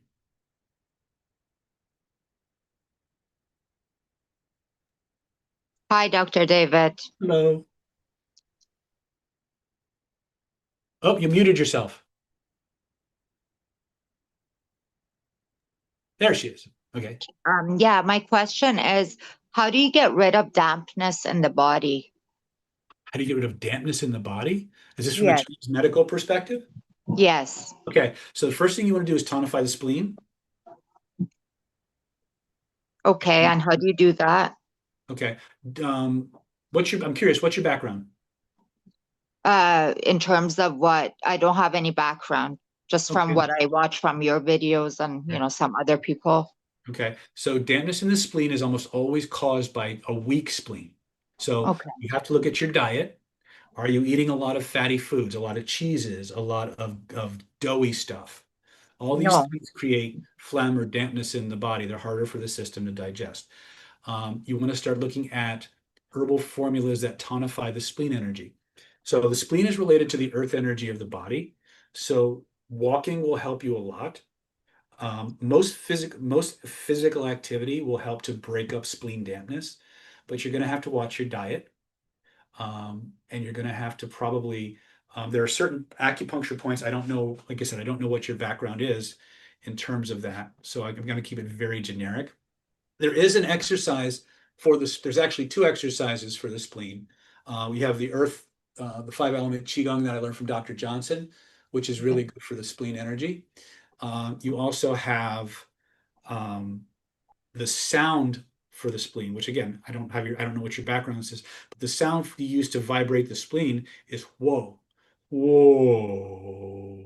And you want to move your mind into the spleen area. Let me do this so people can see. You want to move your mind and your attention into the spleen area, angle your rib cage just a little bit. And then you want to keep dropping your tonality. Whoa. Until you feel the physical spleen starting to vibrate. Right? It's going to take some practice, right? But vibrating the spleen will cause it to break up stagnation in the spleen, and then you want to imagine going in and pulling out all the turbid energy that's in the spleen, and then you want to breathe in to the spleen healthy golden earth energy. So when you think about positive earth, you want to think about all the good things that earth means to you. Assign a color to that and breathe it into the spleen area. Okay. And then you want to practice. Are you familiar with the microcosmic orbit? Yes. Okay. So once you have the energy in the spleen, I would recommend you do all 5 organs, but I can't go through every single thing in a time. I recommend you jump into one of our classes on this. But tonifying spleen, right? And the mother of the spleen, by the way, is the heart. So love, joy, happiness, right? That'll be good for you. Vibrating the spleen and pulling out the energy, and then breathing golden earth energy in, and then taking that energy, cycling it through your microcosmic orbit. Now, the reason we cycle a microcosmic orbit is because when we start vibrating the organ, it's going to discharge energy. When we start breathing color into the organ, it's going to charge the organ. What we want to do is we want to make sure that we don't overcharge or undercharge the spleen, or any of the organs for that matter. So once we've cleaned, once we've tonified, now we want to harmonize the energy. So when we start cycling the microcosmic orbit faster and faster and faster, that cycling acts like a centrifuge. It pulls energy into the 2 primary channels and then redistributes it in a balanced way throughout the body. That's why in medical qigong, after every process we do, we'll cycle the microcosmic orbit, because it has a balancing effect on the entire system. So you don't want to go in, purge the spleen, tonify the spleen, and then just leave it. You want to go in and purge the spleen, tonify the spleen, balance. And then bring the excess energy back down into your lower dantian and seal it, right? Other things you can do for the spleen. The emotion that heals the spleen is trust and self-trust. So if you bring your mind into the spleen and you were to ask it questions like, if there was a feeling, a frequency, a vibration, or a color that represented the dampness in my spleen and the reason behind it, what color or colors might that be? Then you go right to your 6 dynamics of an unconscious response. Always answers first, always answers honestly, always feels like you're making it up, always have an urge to edit what just came up, never loud, never linear. Whatever pops up, that's what you use, right? If there was a feeling, a frequency, a vibration, a color that represented the dampness and the weakness of my spleen and the reason behind it, what color or colors might it be? That's going to give you a target frequency, a problem frequency. Now you ask a different question. If my higher mind, my autonomic nervous system, could send me a feeling, a frequency, a vibration, a color that would completely dissolve that reason for that spleen, that weak spleen and that spleen dampness, and give me a healthy, happy, natural spleen and everything it most needs and wants and desires instead, what color or colors might it send me? Mhm. First thing that pops into your head is the color that you use. So what I usually do with my clients is I have them imagine the ball of energy floating above their head, fill the room with it, wrap it around them, and breathe that energy into the spleen. And watch the healthy energy dissolve the turbid energy, dissolve the problem energy. And you just keep breathing that energy into that space until the spleen is healthy and happy. And then cycle your microcosmic orbit again, or spread the energy through your entire body, which is always a good idea anyway. When in doubt, cycle your microcosmic orbit to rebalance and bring all the energy down into the space below your belly button, right in front of your spine. That's your warehouse for extra energy. Those are some things that you can do right away. Okay. Okay. Thank you. You're very welcome. I know I kind of blasted you with a lot all at front. It's but, okay. Okay. Let me know how you're doing. And if you have any questions, just post it in the comments section. And I'm happy to give you whatever other tips or pointers I can. Great. Thank you so much. Yeah. And as always, again, at the risk of sounding like I'm giving medical advice, always check with your physicians before you take any of the or follow any of the advice or wisdom I'm trying to impart. Everybody's systems are different, and I don't have the luxury of being able to diagnose or examine each of you from an Oriental medical perspective. So please take that in the spirit, the information for educational purposes only, and whatever other disclaimers I need to give, consider that I gave them, so forth. All right, so let's see here. So Crab Lobster is saying, I want to find a way to keep talking in conversation without thinking too much about it when on dates or just any conversation. Oh, just use 3 magic questions. 3 magic questions takes 80% of the conversational load off of you and makes you the most fascinating person they've ever spent time with. That's why we teach it to the general public and we give you the public version first, right up front, because we want you to go out and actually move this. Shayo-san, Susan, is for liver qi stagnation. So if she has a situation where the liver is attacking the spleen, that might be helpful. But for dampness, more like Sujinsu Tang or some of the Hopu Tang, which is more of a dampness, phlegm clearing kind of an energy. But I don't know which, I can't give her an herbal prescription because I haven't taken her pulse, read her tongue, or anything like that. So I can't just give her an off-the-shelf prescription. Right? What if both colors are the same? Doesn't matter. If the neurology gave it to you, the neurology will accept it. Okay, that's one of the magic things of the nervous system. What the neurology creates, the neurology accepts. Human beings do, as ironic as it is, human beings do not resist their own neurology. Stephen, is Stephen still with us?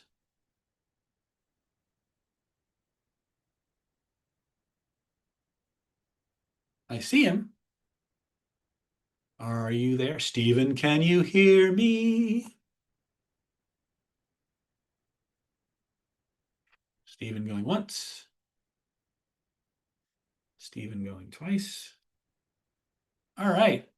We are coming up on the end of our second hour, so I'm going to go ahead and open the floor. If people have a question, go ahead and raise your hand, and I'll do what I can in the time we have.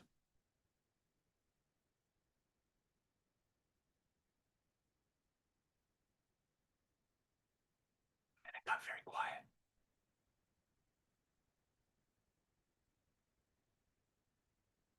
Okay. Well, for those of you who are joining us late, please, if you got some value from tonight's live stream and you got your questions answered, please like and share. Ask people to subscribe. If you like this kind of interaction, we do have a level on the channel. It's called the Platinum Plus level, where you can actually sign up to participate in our bi-weekly AMA sessions, just like you've seen me do. These are generally not, I'm doing an open house for 4th of July, but we do this twice a month, where you come in, you ask me your questions, and I give you the best answers I can in the time that we have. If you've enjoyed yourself, I encourage you to go ahead and use the community tab and sign up for the platinum level or higher. For those of you who want to go into the diamond level, where you want to actually do skill building classes with me, we do have the NLP Power Mastermind Mentoring Program, where you get to come in on the 3rd Saturday of every month, and from 11 a.m. to 4 p.m. Pacific time, we roll up our sleeves. You tell me what you want to learn. I create a lesson plan on the spot. And for the next 4.5 to 5 hours, we drill you on those skills until you can do them in your sleep. Then we send you off into the world to go and make your life happen your way. You won't get a certificate from the NLP Power Mastermind Mentoring Program. What you will get is something much more valuable, and that is the ability to use these skills in the real world, in real time, for real world results. And you get me looking over your shoulder, and you get to be surrounded by a community of people who want the same things you want. So if you enjoyed tonight's class, please, I encourage you, I invite you to go ahead and join at least the platinum level so you can get more access to these AMAs, which all the replays are in the private members area. And if you wanted to get more hands-on and get into the real secret stuff, I invite you to join our NLP Power Mastermind Mentoring Program, also available through our YouTube channel. Let me see here. So Joe is asking, what should you do if it feels like nothing is working out for you, like it's almost impossible to manifest a job? Keep going. There's an old saying, and it sounds kind of cliche, but I found it to be true, and it goes along with a lot of the things I've said throughout this particular live stream, and that is this: tough times never last, tough people do. When you're going through hell, just keep going. One of my mentors, the amazing Lisa Sasevich, used to say, the most powerful GPS in the world can't help you if you stay in one spot. So set a goal and move towards it. It doesn't have to be big. It just has to be yours, right? And the goal can be as simple as just getting through the day, one day at a time, or it can be something much more lofty. At the end of the day, it's your relentless determination to walk your path, regardless of what's in your way, that will cause most of the things that you think are obstacles to dissolve. It is only, I have this little, in fact, I'll share it with you. Hold on a second.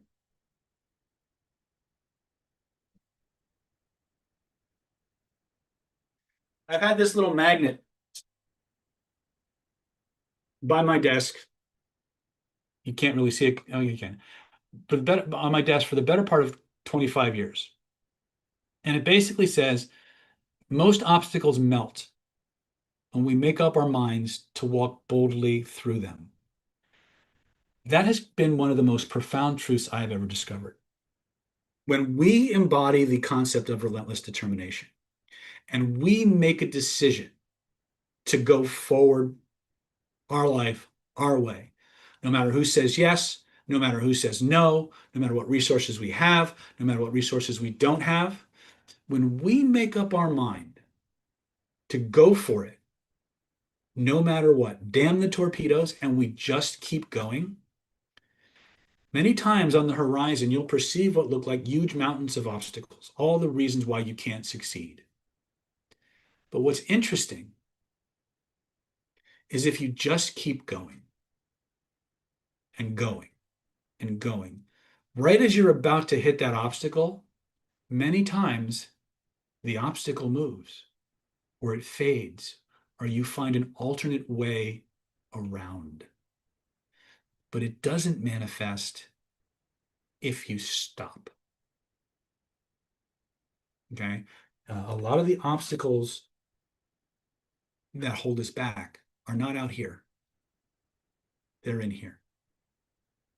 And if we can control this and this, we got the universe by the balls, pardon my very masculine assertion, right? But it really is, in my experience, it's here. Okay? I am an example of the technologies that I teach, and I have had many times in my life where I just wanted to crawl under a rock and not come out. But then that little voice said, get the fuck up and keep going. And by hook or by crook, I dusted myself off. And even if I didn't see light at the end of the tunnel, I knew it was there, even if I didn't see it, just kept going. And here we are, right? You're no less than me. Okay? Everything I can do, you can do. I'm not special. We're all special, right? Well, that's all I got. If I didn't answer your question, if you got in late or you weren't sure what to ask, or as you're watching the live stream or the replay, please post your questions in the comment section below this video. I promise you I will read them. and I may be a little slow in getting back to you, but I promise you, if I have an answer, I'll give you one. If I don't, I'll tell you that too. If by any chance you are looking to work one-on-one with me on a client basis, we offer all prospective clients a free 30-minute consultation to determine if your case is a fit for our methods. After you pass our screening, we'll discuss strategies and tactics for helping you get your situation or your case resolved in the shortest amount of time possible. If I can help you, I'll tell you. If I can't help you, I'll tell you that too. Okay. If you're interested, I'm going to go ahead and post. I'll also post it. My phone number is 858-282-4663, or you can reach out to David at nlppower.com. I'll also post it in the description for this, for those of you who want to set up a consultation. The consultation is free. And again, we'll work it from there. Anyway, that's all I got. In the words of the immortal Carol Burnett, I'm so glad we had this time together just to have a laugh or sing a song. Seems we just got started, and before you know it, comes the time we have to say so long. The answer to your question, Crypto, is yes, we have live seminars coming up very soon.